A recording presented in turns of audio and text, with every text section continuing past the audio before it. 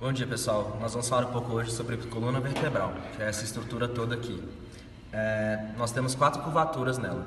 Temos a lordose cervical, a cifose torácica, a lordose lombar e a cifose sacral.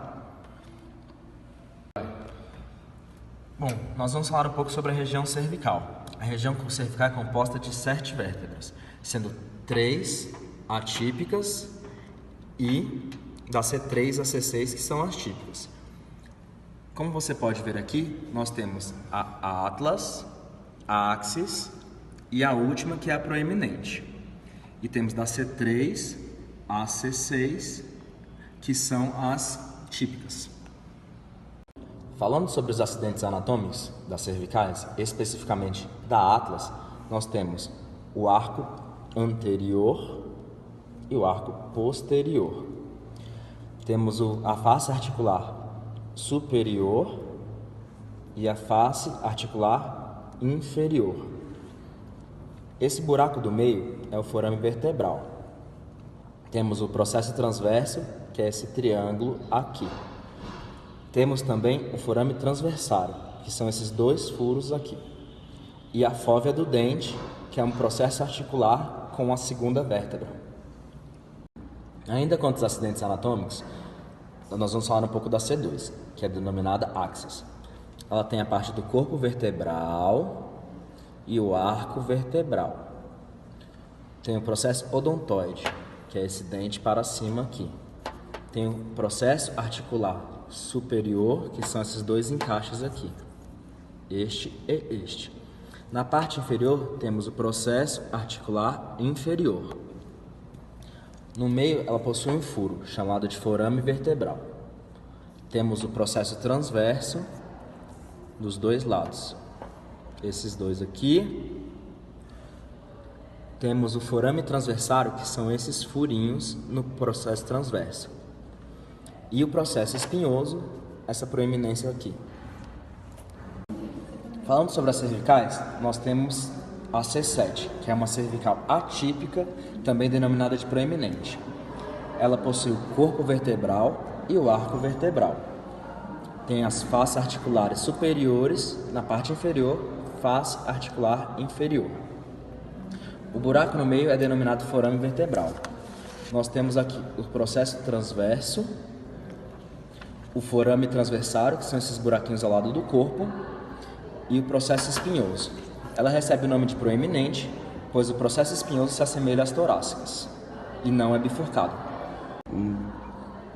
As vértebras típicas da cervical, de C3 a C6, são divididas em corpo vertebral e arco vertebral.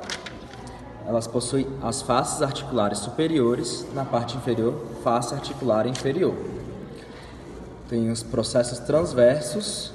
O buraco do meio é o forame vertebral. Temos os forames transversários, que são esses 2 buracos aqui, ao lado do corpo, e o processo espinhoso.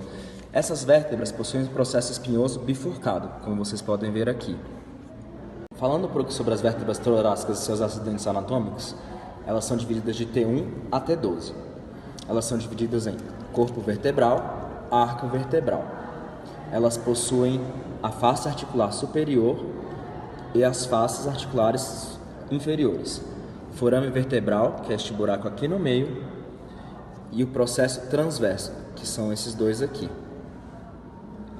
Temos o processo espinhoso, que nas torácicas é um pouco inclinado para baixo, não é bifurcado que nem nas cervicais. Temos as fóveas costais, que são onde se encaixam as costelas. No corpo da vértebra, nós temos a fóvea costal superior e inferior. E no processo transverso, nós temos a fóvea costal do processo transverso, que se encaixa bem nesse tubérculo. Na região lombar, nós possuímos 5 vértebras.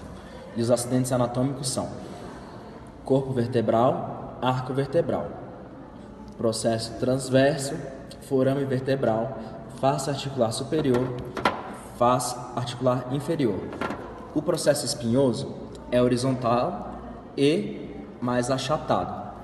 Temos também o processo acessório, que é esta pequena saliência aqui dos 2 lados.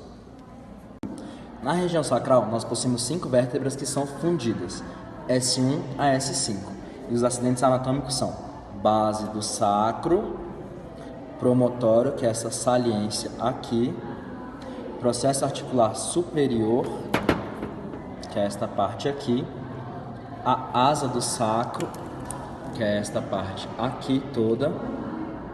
Os forames sacrais anteriores são esses buracos aqui. Temos as linhas transversas. Os forames sacrais posteriores são os buraquinhos com essa vista. A crista sacral mediana, que é essa proeminência central, a crista sacral intermédia e a crista sacral lateral. Temos o ápice do sacro, que na vista anterior fica um pouco melhor, que é a parte de baixo. Lembrando que a parte pélvica ou anterior do sacro é lisa, sendo que a parte posterior do sacro é rugosa.